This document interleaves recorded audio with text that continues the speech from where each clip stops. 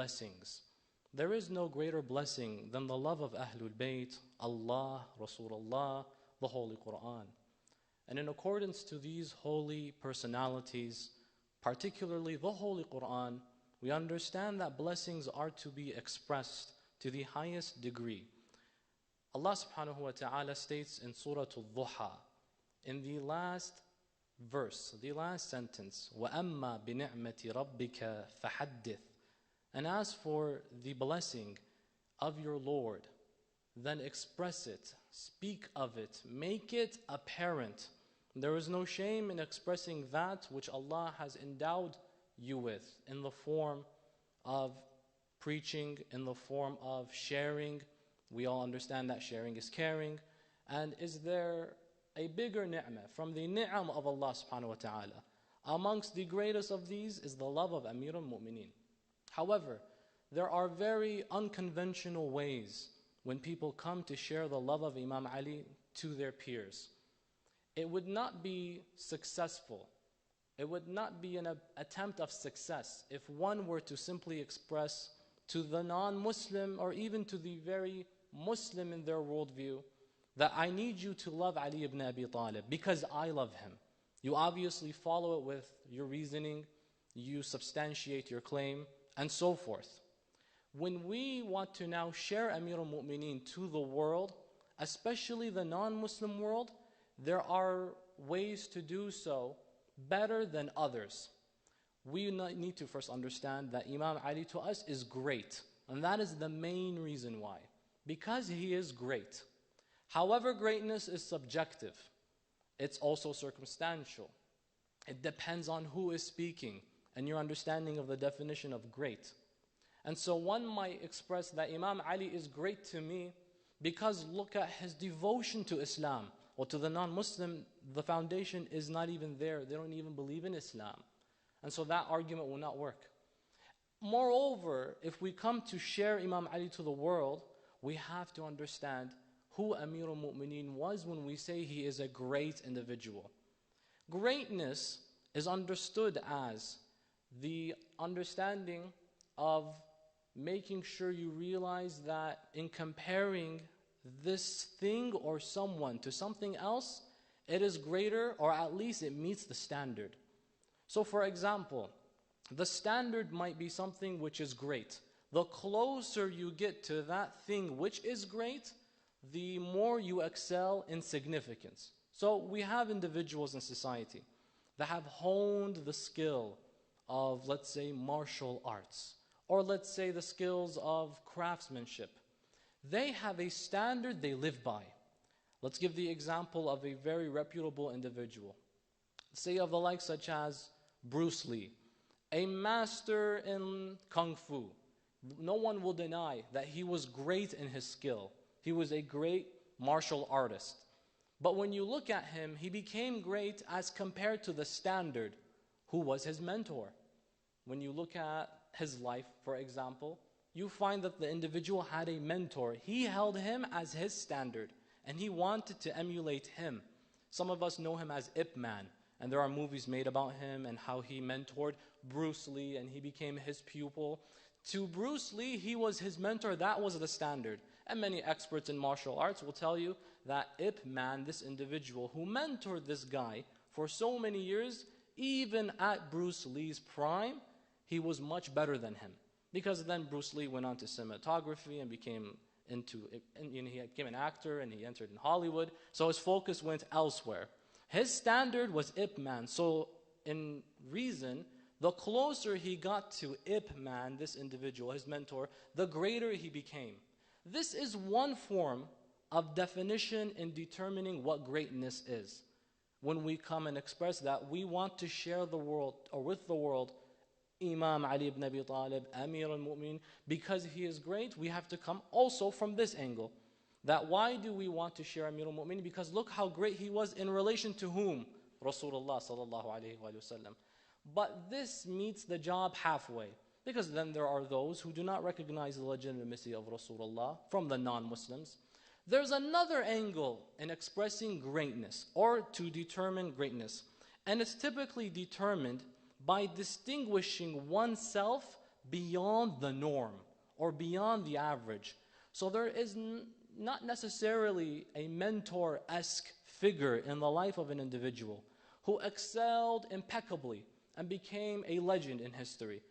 These people, they worked their socks off, and they were predisposed, let's say, in a particular field, giving them an advantage, and they really had a good talent and skill in whatever it is they were doing. Let's give another martial artist example. Muhammad Ali, the famous boxer, the late famous boxer, who he would even refer to himself as the greatest because he had an impeccable record. The man was a champion in the boxing ring and outside the boxing ring. And interestingly enough, ironically, towards the end of his life, he has an interesting phrase that he would commonly refer to in the sense of, God made me this way, or God sent me a sickness, an illness, because he got Parkinson's disease, if I'm not mistaken, and he became very sick, to remind me that I'm not the greatest, or I'm not number one. He was always, and he is.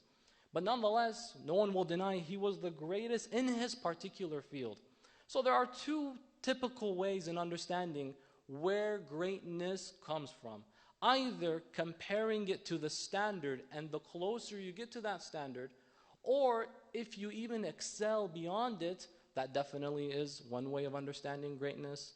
Another form is you individually excel in that particular field where you had no one to necessarily mentor you or train you.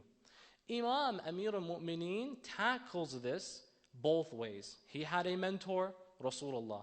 After Rasulullah stopped mentoring Amir al-Mu'mineen, and that really was in the last moments of the Holy Prophet's life, while Imam Ali was with him in those last final moments, when Rasulullah returned back to Allah subhanahu wa ta'ala, he taught and made sure to teach Amir al-Mu'mineen. And then after the life of the Holy Prophet, Amir al-Mu'mineen excelled as an individual, and he became the standard for all to revolve around. Today, however, as mentioned previously, the non-Muslim will not hold Imam Amir al-Mu'mineen to the standard that is Rasulullah, like we might. And they may not necessarily look at his accomplishments as wonderful or great and reflect that with his character, because those are great from a Muslim perspective. He became a caliph, great from a Muslim perspective. Look at his devotion to God, great from a believer's perspective. Oftentimes, to prove greatness, you have to go to the core and identify objectively what made this man so great, such that now when we go to share him as the biggest ni'mah, amongst the biggest of blessings, in accordance to what God has said in the Quran, وَأَمَّا بِنِعْمَةِ رَبِّكَ فَحَدِّثْ, we need to understand that Imam Ali should not be compared at times with the certain people to the Holy Prophet, if they don't understand who the Prophet was to begin with, or with the Holy Quran. That's almost like approaching a non-Muslim and saying to them, you must pray and fast and establish all of these and give charity because the Quran said it, when they don't even believe in the Holy Quran. Who do they believe in? Who is someone, or what is something that all of humanity basically has agreed that these are individuals that have excelled in their fields? Significant intellectuals that have solidified themselves into the annals of history. Great philosophers, Socrates, Plato, Aristotle, intellectual academic thinkers, Nietzsche, Hobbes, Locke, even Karl Marx, the good, the bad, the ugly. Compare governance of Ali ibn Abi Talib, of Islam, of the Holy Quran, with what the most impactful individuals have produced for us. Now, a good place to start would be with Plato and Plato's Republic. Why is that the case?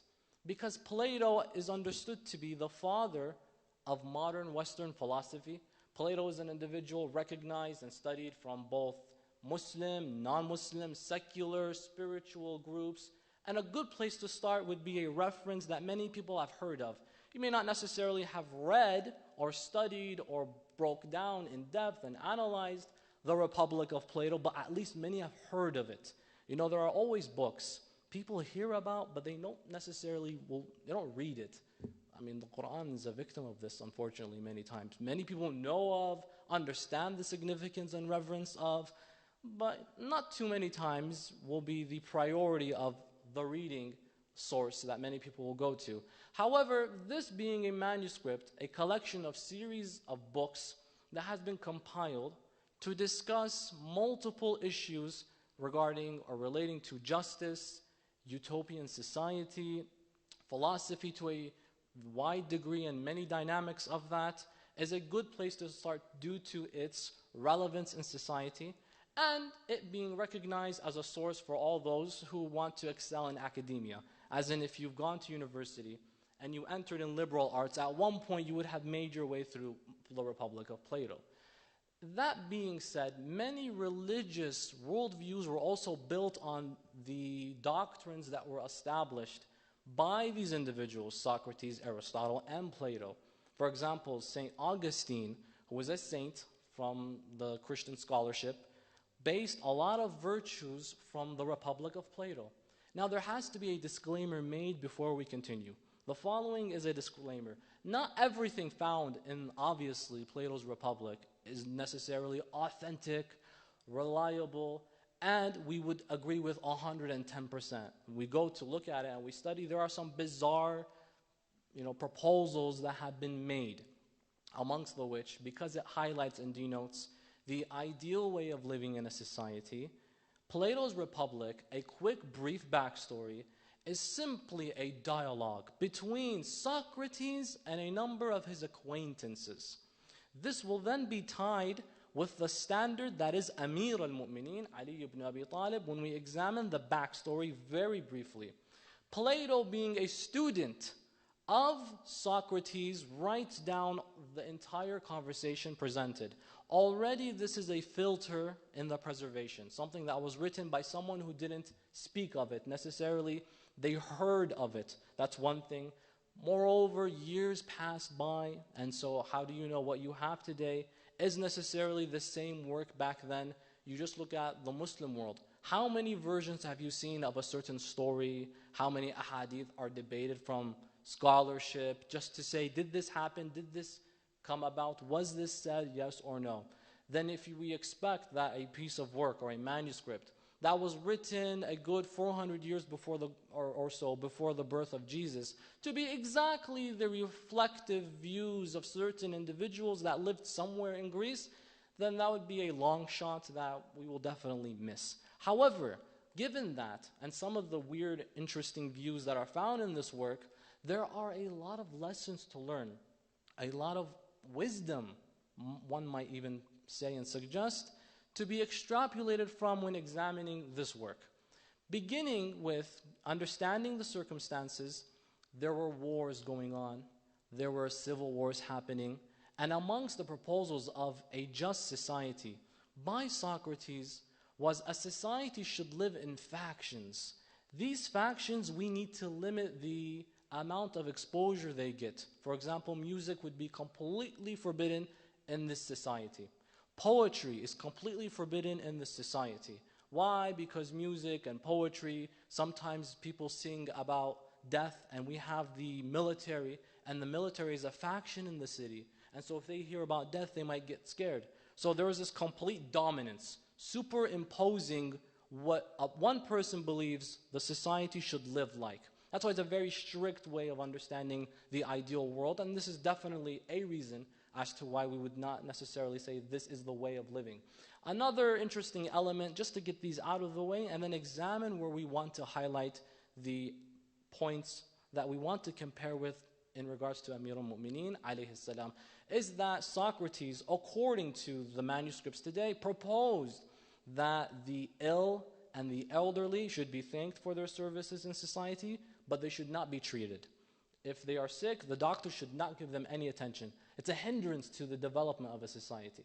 So the vision comes from a perspective of what is better for the society, not for the individual. Is this an Islamic or even humane, rational way of looking at things? Absolutely not. Putting these to the side, who could say that these perhaps were fabrications? These are the edits of like hundreds of, maybe thousands of years of time. We just push those to the side and let's examine the aspects that have been studied so much so, but not given the interreligious comparison that it needs to be given in regards to Islam, Ahlul Bayt. Socrates proposes three elements in Plato's Republic, rather four elements, not three, that he believes if a society has, will be the greatest society ever. And our key word here was great from the beginning. Because with these four elements, if they are inculcated in a society, the leader will be the greatest leader to have ever existed, if these four elements are found. Christianity later on, as mentioned previously, from the saints and scholarship of the like such as St. Augustine, took these four elements, these four characteristics and qualities, and made them part and parcel of the ideal Christian way of living. And when we examine these 4 points, we will understand that you don't necessarily need to be a believer in any organized religion to understand that these are seriously reasonable ways of living by, codes of conduct. Socrates proposes that in order to have a utopian-esque society, we must find or include in it the element of prudence. A just leader, we would describe a guardian, a qa'id, has to be someone who is prudent, has to have prudence, to be a prudent-like leader. This needs to be someone who is wise, wisdom, translated directly in Arabic as hakim, to be a wise person. Not necessarily someone who is just knowledgeable.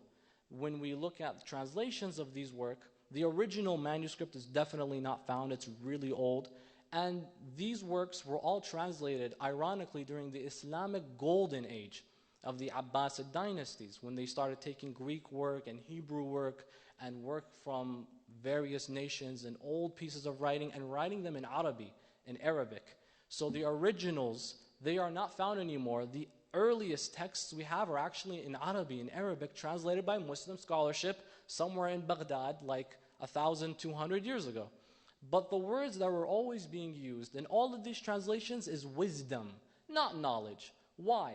Because there's a difference, a good, serious difference between knowledge, intelligence, intellect, and wisdom. In Arabic, this would be translated as al-ilm, to be knowledgeable, to be someone who's an alim, and a hakim, to have hikam or hikmah, to be someone who is wise. These are definitely distinctive because you can be someone who is wise and knowledgeable. Sometimes it takes knowledge to become wise. But you can be knowledgeable but not wise. We find this scattered everywhere throughout the Holy Quran.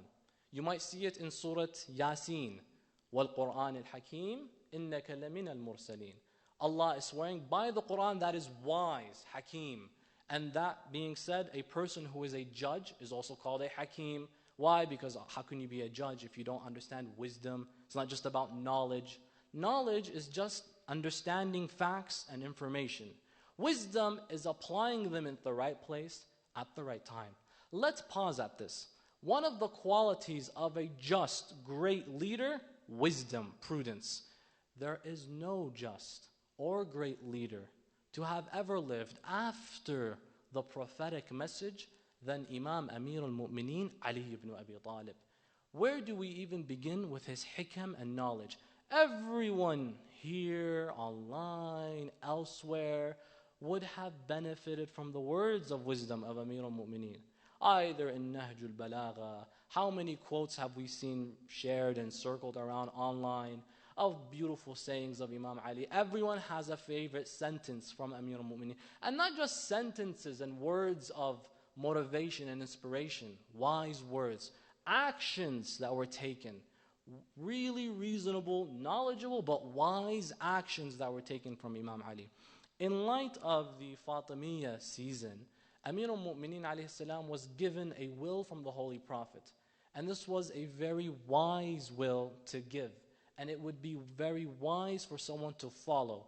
In that, when the circumstances become difficult for you, and your home is attacked eventually, making your wife the victim of these attacks, Lady Zahra salamullahi alayha, it would be wise to avoid any form of retaliation until you have a decent number of individuals. Imam could have retaliated then and there, because the age-old question emerges, why didn't Imam Amir al-Mu'mineen do anything in these circumstances? Well, the man had a will, And it was of the wisest of decisions from Amir al-Mu'mineen to not reply back. Because in hindsight, a collection of people with swords raised, the Imam can take on anyone. But there would be other victims who would die unjustly. You had children, al-Hasanan, present young children. And if you had this battle, bloodbath would emerge. It was from the wisdom of Rasulullah to tell Amir al-Mu'mineen, unless you have a specific amount of people, books of literature and ahadith describe it being 40 people on your side, then you can resist. Otherwise, the wise thing to do is to hold back. There are decisions, moments, circumstances that the Imam found himself in.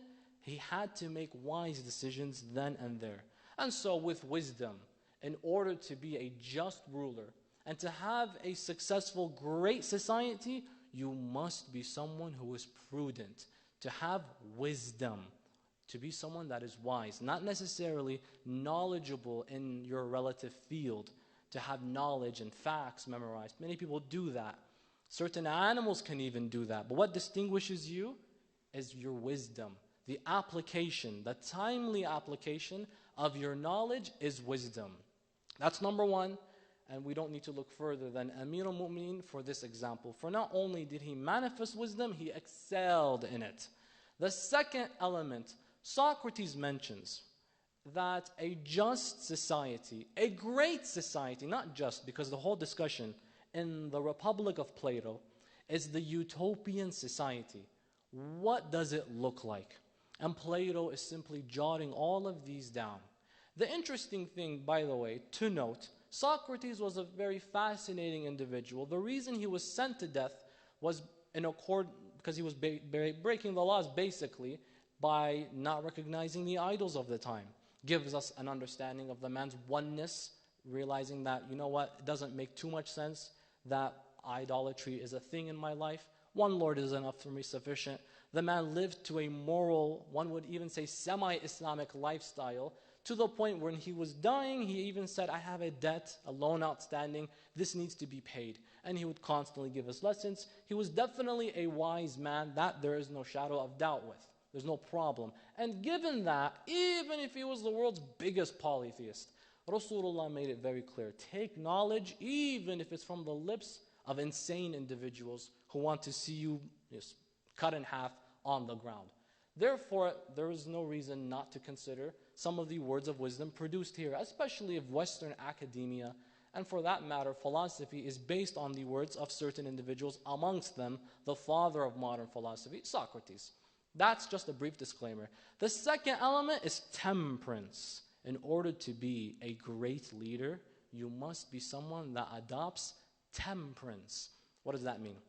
To break the word down, temperature, temper, meaning to restrain yourself. He who conquers himself conquers. To conquer your decisions and not be impulsive. To not react when you're angry. To not make a decision when you're happy. Who said that? Amir al-Mu'mineen himself. To be someone who holds their anger back when it's time to lash out, just resist. Because when you're making decisions motivated by emotions, by the heart, not necessarily by the aql that Allah gave you, those decisions are filled with impediments, roadblocks and pitfalls that'll be in your way and act as obstacles for making the most right of decisions. Temperance, control your temper. And not necessarily your anger, but when you're happy, chill out. Sometimes when you're very happy, you can make the worst of decisions. You're heightened. Emotions are heightened. Either sad, mad, happy, at a state of heightened emotions, never make a decision. Good advice, solid advice. Come look at Ali ibn Abi Talib. Do you guys remember the war, the battle of Ahzab, Khandaq, when Amir al-Mu'mineen is on the side, obviously, with the Muslims, and then you got this man who's the size of 2 bears crossing over the ditch, Amr ibn Wid. And he says, where are the Muslims? If you face me and you die, you go to heaven. And if you kill me, you go to heaven. Come fight, anyone fight. And they all went back and they cowered, and this man is big, until Amir al-Mu'mineen volunteered. For the 3rd time he volunteered, as Rasulullah kept putting him to the side, such that they don't say he always brings forth his cousin, he must have favoritism. no, but I put him to the side 3 times. That last time Imam volunteers, Rasulullah gives them the permission, stating the epic lines, بَرَزَ الْإِيمَانِ كُلَّهِ إِلَى الشِّرْكِ كُلَّهِ. All of Iman has been sent out to face all of shirk, all of polytheism, all of idolatry. One-on-one they're going to face finally. The Imam fights him, the battle goes on, the smoke covers everything, they can't see what's going on until they find the Imam on top of this man. He's basically pretty much defeated him, but he gives it a moment, then he strikes him. Later on they ask Imam Ali, inquiring, why did you give it a moment? You could have struck him and you waited a few minutes, let's say. He said, at that moment he insulted me. Books of tradition, some of them state that he spat at the Imam's face. And this is, a final moment, I'm going to finish him off, and the man just insults me like that. So I became angry, and I was so mad. And I would have killed him out of anger, but I needed to calm down and restrain myself. Why? Such that I kill him not because I was angry, but because he made Allah angry. He had to hold himself back. Another incident we discussed just previously, the attack on the home of Amir al-Mu'mineen. You can imagine how mad he might have been at that time. And he was frustrated. But Rasulullah gave him a will and he had to honor it for the betterment of society. Otherwise, a bloodbath in Medina would have occurred, the likes of which history has never seen. And so he has to restrain himself then and there. Many moments you find the Imam restraining himself. Malik al-Ashtar, the companion of the Imam in the Battle of Siffin, gets this close to the adversaries, and he's about to finish Muawiyah ibn Abi Sufyan at that time warring with the Imam. Imam says, go back, bring it back. We need to come back now. Let me continue. Emotions are high. Imam says, no. It would be wise to come back and not fight and continue the fight. The Imam had a decision to make and to fulfill God's decree at that moment. And so holding yourself back from making decisions in moments of heightened emotions. This is described as temperance. In order to be a great leader, not necessarily, by the way, of a society, of an empire, a great leader in your own home, in your community, in your workplace, around your circle of friends, you want to be that leader and role model. These are genuine good virtues. They are described as the 4 cardinal virtues to adopt in one's life. The first we said was prudence, wisdom, hikam. The second we described as temperance, to conquer your desires, to control your temper. By the way, this also includes desires at the same time. It's all a matter of desires and your intuition then and there. But when you see it's not to your benefit, conquer yourself. Then you will be able to conquer anything else. Number 3, we see that Socrates makes it a very interesting point to highlight that the third element a society needs to have is justice. If you want to be a person who can lead with greatness and really call yourself a great leader, be just at the same time. So tyrannical rulers, they might have control, but they're not great in his understanding. How can you be great? By being just.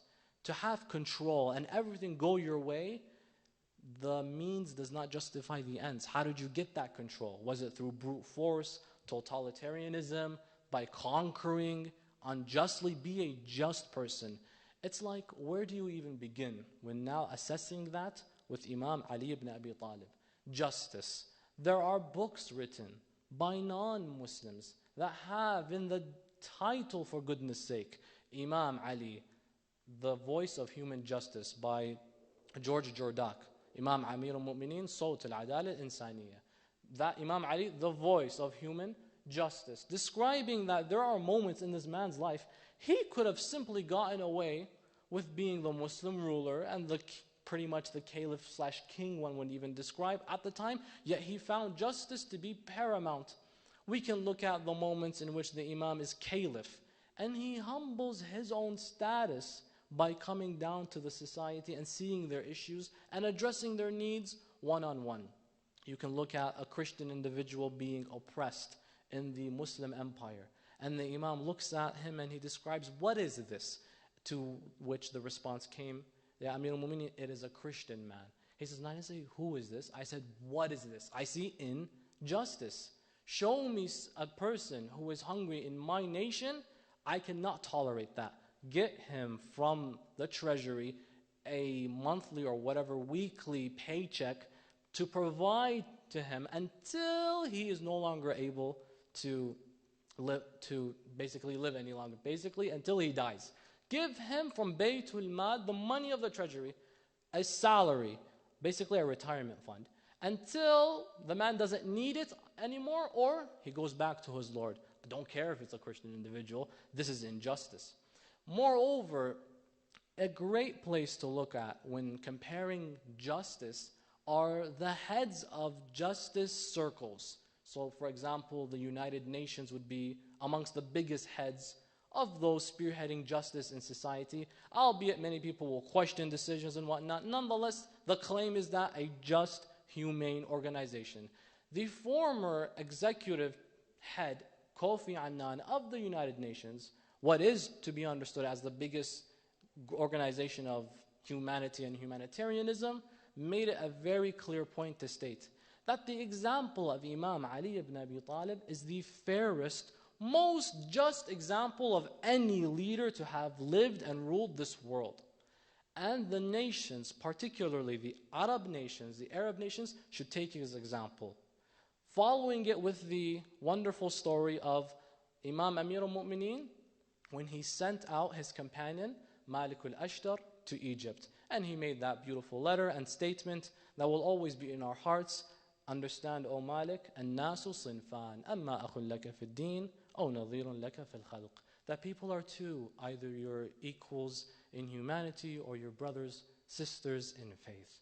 And this is all we need to live by to understand how we engage with others. Justice to a degree like no other. In fact, in the 39th year after Hijrah, how an Islamic society functions is that when you give your zakats or khums or sadaqah, it goes to the treasury. Treasury redistributes it back to the people in need. And so the Quran makes a description, the one who is a destitute, lost, starving, in need, so on and so forth. They are recipients of all of these charitable efforts, correct? In the 39th year after Hijrah, basically the last year of Imam Ali's caliphate until he was martyred, salamullahi alayh, not a single person requested from the treasury any assistance.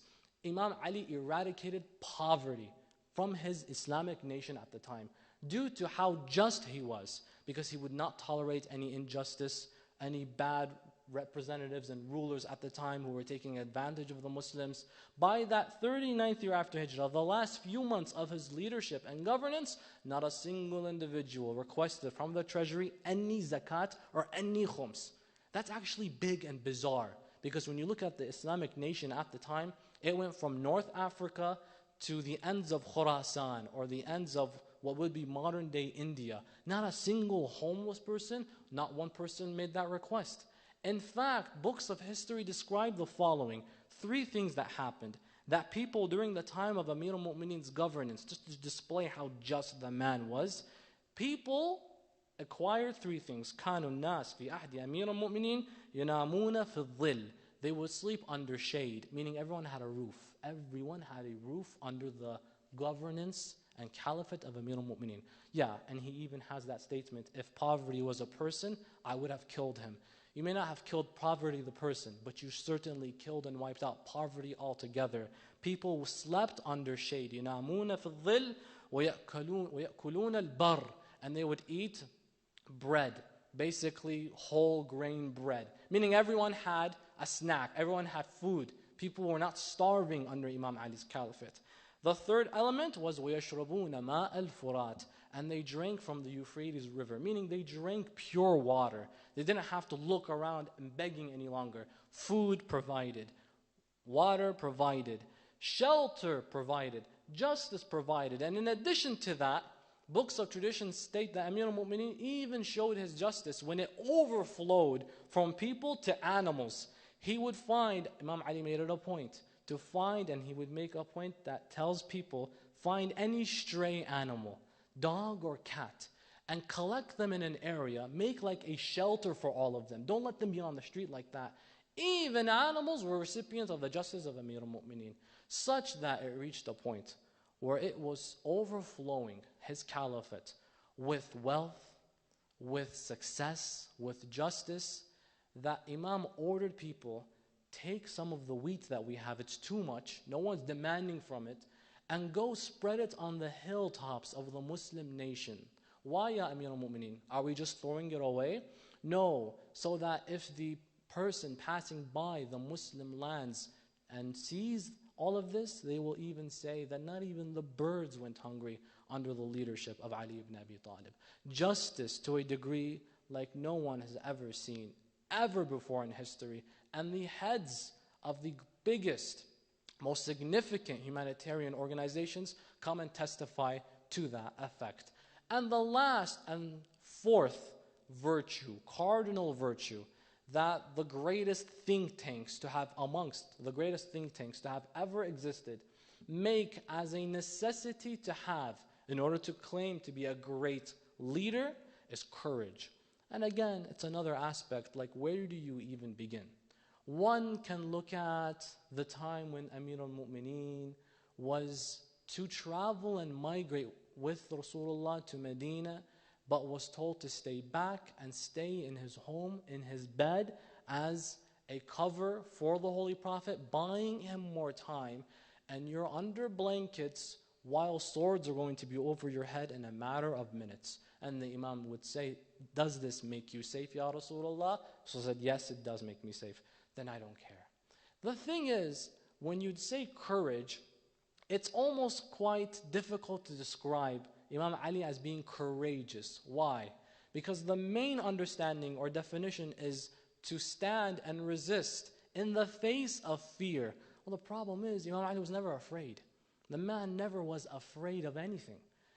There was no fear. Now, if it's fear in the sense of what is commonly understood as fearful, like this is a fearful moment, yet you resisted, not necessarily indicating that you were afraid, but this is objectively a scary moment, then yes, we will agree to that aspect or to that degree, that standing in the face of fear, courage at that time, Amir al-Mu'mineen embodied. But if it's within the understanding that while he was afraid, he's resisted, that's a noble trait, but not befitting of Haydar al-Karrar, salamullahi alayh, for never once were we ever noted to have seen Imam saying, I was afraid, I had to fight my fears, my desires to go away, I fled, not in word, nor even in action. Imam Ali, courage, according to these great thinkers and think tanks of the philosophical world, must be a quality any great leader has to acquire. Definitely, when you look at wisdom, when you look at controlling your temper, when you look at courage, when you look at all of these aspects, brothers and sisters, justice, you don't need to be a Muslim to say these are good qualities. You don't need to be a leader to say these are good qualities. But when you are these aspects, when you do implement them and manifest them, don't you now see that even according, not necessarily to organized religion, but to objective truth, because no one can deny at that point, these are really good qualities to have to excel in whatever it is you're doing, that Amir al-Mu'mineen, Ali ibn Abi Talib, not just met them, excelled in every single one of these aspects. In accordance to Plato's Republic, the words of Socrates, the greatest ruler to have ever lived, to implying that these are the virtues and qualities that must be implemented, not just implemented to excel. Ali ibn Abi Talib is that great ruler. In accordance to great think tanks, philosophers, that the whole world appreciates their works. A study done, brothers and sisters, between the man himself, any Imam of Ahlul Bayt, the Holy Quran, the Holy Prophet, and these books and these thoughts and beliefs and worldviews. This is very important in today's age, because when oftentimes you look at any attempt to introduce Islam to the world, it will come from the Islamic perspective only. You must believe in the way of Allah subhanahu wa ta'ala, for you will go to hell according to what my Quran says. But the problem is the whole foundation is shaky. There is no Quran in this person's life. There is no God in this person's life. You have to strike at a point that they will recognize, yeah, is a legitimate, serious, significant point. Western philosophy, think tanks, governance, sociology, psychology, interreligious comparison, brothers and sisters. Today, much more than ever is needed. More research is to be done in order to get the words across of the Ahlul Bayt. Not necessarily, but very well from the Islamic perspective, from those who are interested to learn more about their own worldview. That's great. But Imam Ali, as we began our topic, is amongst the biggest blessings in our life. And the Holy Book itself makes clear, as for the blessing of your Lord, share it. I now have the responsibility of sharing my Imam to the whole planet, to man and womankind. And the Imam himself didn't hesitate to share it with the animal world, to the world of nature as well. Let's expand by presenting the Ahlul Bayt, the household of the Holy Prophet, the Prophet himself, the Book of Allah, and our understanding of God by tackling it in not necessarily the most conventional of ways. Make it unconventional. Try presenting a new perspective, not necessarily the usual and old. The Quran gives us another example of this. When you notice the story of Prophet Sulaiman and the Queen of Sheba, she didn't find Islam, in the sense of the religion of God at the time, by a da'wah session, by a lecture on a pulpit in front of him like 1,000 people, by a Friday prayer. She walks in and she sees the palace of Sulaiman. وَقِيلَ لَهَا ادْخُلِ الصَّرْحِ, and he said to her, enter the palace. فَلَمَّا رَأَتْهُ حَسِبَتْهُ لُجَّةً, and when she entered, she thought it was water. وَكَشَفَتْ عَنْ سَاقَيْهَا, and she then exposed her shins, thinking, yeah, this is water. I'm going to get my nice dress wet. I have to raise it a little bit. She walked and she's like, no, that's not water. It's water under very fine, thin glass, but it deceived me. What happened then? What transpired? She's like, you know what? If the palace of Sulaiman can deceive the Queen of Sheba, then what about the Lord of Sulaiman? She then entered that religion, the religion of God at that moment. The most unconventional way possible I could think of. How you find God? Through lifting your dress, making sure it doesn't get wet when you go and enter a person's palace to visit them. I feel like that's the most unconventional way ever. But it's a lesson. Today, more than ever, maybe use unconventional ways. If you're that confident that, you know what, I need to take that role. Let me share my religion because I'm so happy. And rightfully so. The Quran makes it very clear. Share it. Sharing is caring. Let's just bring and produce and invite everyone to our events. Invite everyone to a night of iftar. Those are great ways to do so. But sometimes it takes an interesting route. A way where when you bring about thoughts and doctrines and mindsets and worldviews that have not necessarily been given a comparison with regards to Islam, Ahlul Bayt, we will then do justice, inshallah ta'ala, by presenting our beautiful blessings of wilayah, of the love we have for the Holy Prophet, his family, of the Holy Quran, of Allah, of humanity all in general, and a new light and a way that will be very receivable, very understandable, and the greatness will be present then and there. Walhamdulillahi Rabbil Alameen, wa sallallahu ala Muhammadin wa alihi at-tayyibin at-tahirin. Allahumma salli ala Muhammadin wa ali Muhammad. Since we have just a couple minutes to spare, I would like to take just a few minutes to briefly, very briefly, and if you're interested, to have a quick dialogue with regards to what we had spoken of. I will leave the time we have until like 9 p.m. Is that good, inshallah? I think 9 should be okay, because we began like around 8 or so. So with that, I'd love to see some proposals and suggestions in light of what we discussed. Ways to introduce our worldview, our teachings, our understanding to both the Muslim and non-Muslim world. But the caveat is from an unconventional way. Do we have any suggestions or anything in that light? Or do I have to pick? So what I really personally love, and I feel like has worked very well, is when we have big events, inshallah, we like to bring our family. I think it's worth bringing our friends as well who don't come from that, that Islamic background as well. That's a good time. Or iftar, fasting, inviting them, because who can miss out on a good meal? And by the way, the key term here is food. So if the event has food, they're going to come. And if the iftar, if it has good food, then they're going to come as well. So those are good 2 ways to do that. Another way I saw a good friend of mine once is he made it a habit to, by the way, my friend, his name is Habib Nurmagomedov. Whenever he wins his matches, he does sujood. So yeah, he's my friend, and he told me on WhatsApp, I feel like I should do this. And I said, you know what, go ahead and try it. And so it worked for him. Another friend of mine, Mohammed Salah, he plays for Liverpool. He also does sujood every time he scores a goal. Yes, yeah, we know each other very well. And by doing that, many people are saying, what is he doing? What's that act? Okay, joking aside, but what's that act that he's doing when he goes down and he bows down and prostrates? A lot of people got interested in that behavior. When they got interested, that led them to research what exactly does that mean. There were a few people, and I hope it's true, but they made it, like they tweeted, that brought me to Islam. If you really want to know about my conversion story, because I'm such a fan of that one player, he does that a lot, that behavior when he goes down and prostrates every time he does sujood. And I'm like, what is that? One thing led to another. They said their shahadatain and they became Muslim. So yeah, these are unconventional ways. Unconventional, no problem, but still unique ways. Are there other ways that you suggest? Would be okay ways? Yes, brother?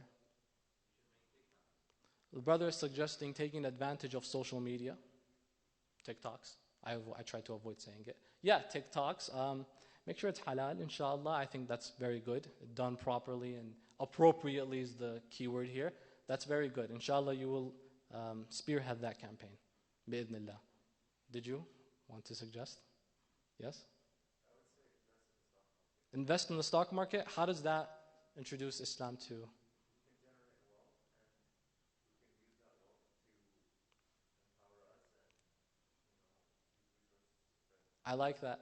So it's a means to get resources to then help share the message. I mean, yeah, invest in the stock, investing in general, I sure, that's very good. I like that idea. But the goal is to get means such that we can facilitate like events and stuff like that. Why not? You know, the more it does cost money. What costs money exactly? I mean, if you think about it, graphic design and Yeah, technology yeah, and, I agree. like flyers and everything. Yeah, Ahsant, I agree. Yeah, this all comes through your generous donations. But if you want to skip donations and go invest in the stock market. Nice suggestion, brother. I like that. Sayyidina. Oh, go ahead. Invest in what? Oh, invest in that company. Why would you ever invest in that company? But, okay, smart, very smart. Ahsant, thank you, brother Sayyid. Okay, any other suggestions? Unconventional ways to share the message. No more ways? See, the typical ways are nice. There's a nice group I saw in New York. They're nice when they're done good. In New York, there's a Muslim student association. I don't know what university, and we've done this here a few times. During winter, they pass, not pamphlets, but hot coffee. And on you know how it is, on it, there's like a sticker, a beautiful hadith. But a hadith everyone can resonate with. So there are ways to do things. Just any random hadith? No, it has to be something beautiful. Love for your brother what you would love for yourself, for example. These things are beautiful things. And we did this, I recall, a few years back. It's a bit difficult to do it nowadays given the circumstances, but during the birth of the Holy Prophet, passing out roses, and on it there's a nice sticker. Unconventional, why not? But beautiful ways to present Islam, Ahlul Bayt. Are there any other suggestions by any chance? Brother Ahmed, you look like you might have a suggestion. Free food? Man, you could start a revolution with free food. The Suhoor festival? Yeah. You come from a perspective of, hey, it's just a festival, but at the same time, let us introduce and teach you some things about our religion, our worldview, why this is happening. The Suhoor facilitating events like that, but that costs sometimes. So Brother Wissam's suggestion of making sure you have the assets to do so comes into place as well. These are all wonderful suggestions and unique observations. If there are any more comments, these would be lovely to hear. That being said, thank you all very much for tuning in. Thank you for showing up. Please be safe, take care, stay warm. Wassalamu alaikum jami'an wa rahmatullahi wa barakatuh.